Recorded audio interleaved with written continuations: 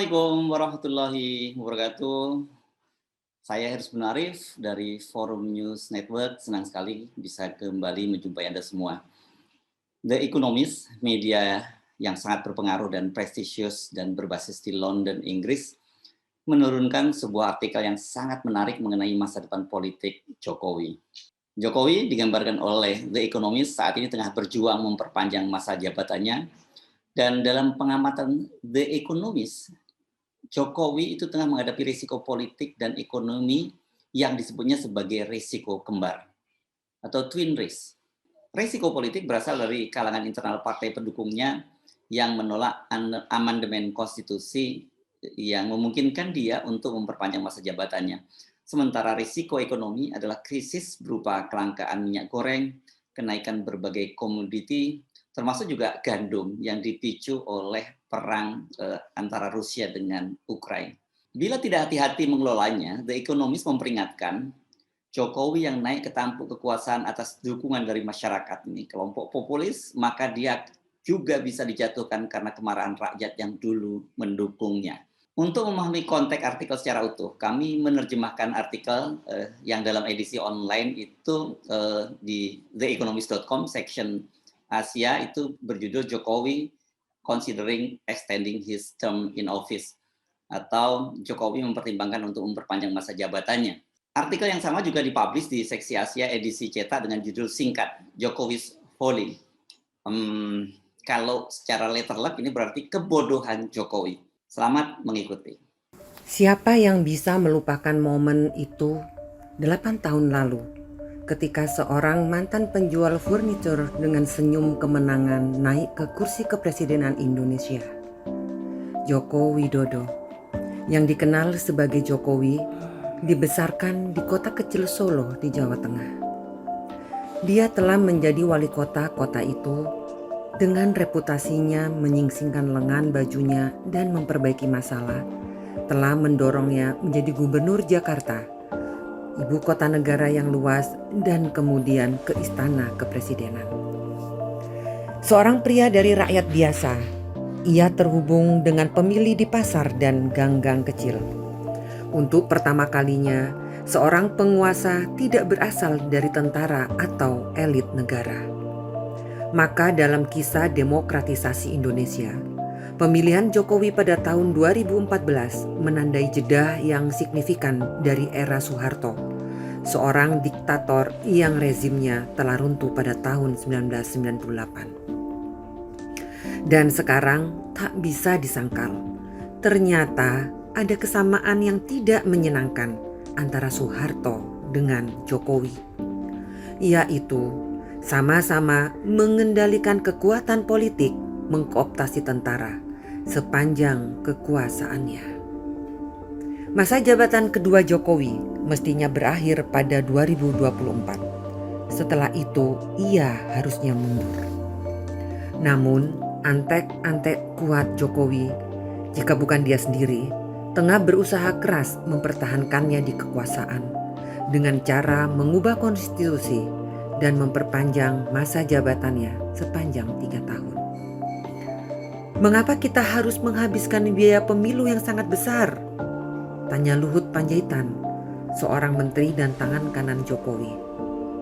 Ia juga mempertanyakan mengapa kita harus mengambil risiko kekerasan akibat pemilu. Selain itu, kata mantan jenderal era Soeharto ini, berdasarkan big data di media sosial, banyak yang menginginkan agar Jokowi tetap menjabat sebagai presiden. Luhut mengatakan dia dan yang lainnya hanya berusaha mengakomodasi aspirasi publik dari big data ini. Para calon presiden yang banyak mempersoalkan kecurangan Jokowi, seperti Gubernur Jakarta Anies Baswedan, harus berhenti sebagai gubernur karena dinilai mementingkan diri sendiri. Pandangan partai-partai politik utama lebih konsekuen, yaitu dukungan 2/3 parlemen diperlukan untuk mengamandemen konstitusi. Gerindra, partai terbesar ketiga, mengatakan menentang amandemen. Begitu juga Partai Demokrasi Indonesia Perjuangan atau PDIP yang mengusung Jokowi menjadi presiden pun menentang amandemen. Tapi bakat Jokowi melakukan kooptasi rupanya adalah sebuah legenda. Ketua Umum Partai Gerindra, Prabowo Subianto yang 2 kali mencalonkan diri sebagai presiden melawan Jokowi, tetapi sekarang berhasil dikooptasi menjadi Menteri Pertahanan. 2 pekan lalu, Jokowi pun mengundang bos PDIP Megawati Soekarno Putri ke istananya di Bogor.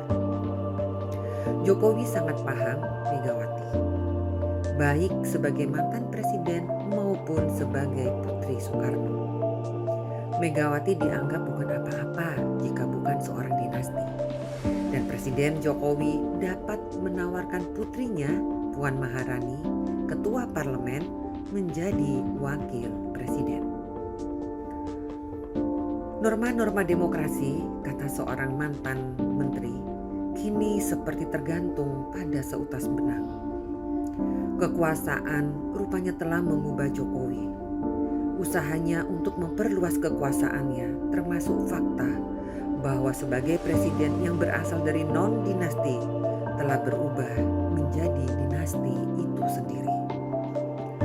Jokowi dikenal sangat ingin melihat putranya yang mengikuti jejaknya sebagai wali kota Solo menjadi gubernur Jawa Tengah, sebuah provinsi berpenduduk sekitar 37 juta jiwa.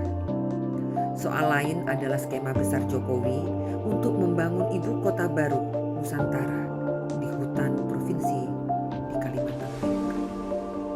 Justifikasinya, ibu kota saat ini macet, tenggelam, dan rawan banjir. Tapi seperti yang dikatakan Gubernur DKI Jakarta Anies Baswedan, Jakarta sedang memperbaiki masalahnya dengan memotong ekstraksi air tanah dan membangun tanggul laut. Para birokrat, aparatur sipil negara, dan keluarganya sangat membenci gagasan pindah ke ibu kota baru. Pendukung utama Jokowi untuk membangun ibu kota adalah dari elit politik dan bisnis di sekitar Jokowi. Mereka memiliki lahan dan kepentingan lain di sekitar lokasi lahan yang akan menjadi ibu kota baru. Jika Jokowi kehilangan kekuasaan, kemungkinan besar proyek ibu kota negara senilai 35 miliar US dollar itu akan batal dibangun. Berjalan-jalan di Taman Istana di Bogor, Jokowi seperti melihat kualitas Soeharto memanfaatkan Partai Golkar untuk kepentingan seorang diktator menyelesaikan pekerjaan. Seperti Soeharto, obsesi Jokowi ingin juga membangun berbagai hal, jalan, pelabuhan, pembangkit listrik, dan banyak lagi. Perbedaannya, Soeharto memiliki tim teknokrat untuk menetapkan prioritas ekonomi. Dia kemudian meminta kroni bisnisnya untuk melaksanakan rencana tersebut. Sebaliknya, kroni Jokowi lah yang menetapkan prioritas. Pada akhirnya, kronisme, korupsi, dan krisis ekonomi membuat Soeharto tidak bertahan. Kini aroma krisis ekonomi kembali tercium, diperparah oleh perang di Ukraina. Jokowi memang khawatir kenaikan tajam harga minyak goreng bisa membuat rumah tangga miskin tertekan. Harga bahan bakar, gandum, dan bahan makanan lainnya juga naik. Itu mungkin baru permulaan. Namun Jokowi tampaknya kurang peka terhadap kemarahan kelas menengah atas kemungkinan terjadinya perebutan kekuasaan. Risiko dari reaksi ekonomi dan politik kembali sudah jelas di depan mata. Jika Jokowi tidak hati-hati, pria yang naik ke puncak kekuasaan dengan dukungan populisme rakyat itu bisa jatuh karena kemarahan rakyat. Ada beberapa poin penting dari artikel The Economist tadi. Pertama, Jokowi adalah figur populer yang memulai karirnya karena keberhasilannya sebagai wali kota Solo, kemudian menjadi gubernur DKI, dan kemudian melenggang menuju istana presiden. Kedua, dia figur pertama yang menjadi presiden bukan berasal dari elit politik atau tentara, jenderal di kalangan militer ya. Ketiga, Jokowi juga merupakan figur yang tidak terkait dengan Soeharto yang oleh The Economist disebut sebagai seorang diktator. Keempat, ternyata Jokowi setelah berkuasa dia berubah. Dia sama saja dengan Soeharto, mengendalikan kekuasaan, mengendalikan kekuatan politik dan mengkooptasi tentara. Kelima, setelah masa jabatannya habis, Jokowi bersama ante-antenya, ini istilah yang yang dipakai The Economist itu berusaha memperpanjang masa jabatannya. Keenam, Jokowi punya kesamaan dengan Soeharto, yakni dia senang membangun berbagai proyek infrastruktur. Nah, cuman ada bedanya ini. Soeharto yang mempunyai tim ekonomi yang merencanakan prioritas dan kroninya yang melaksanakan. Sebaliknya ini Jokowi, kroninya yang menentukan prioritas.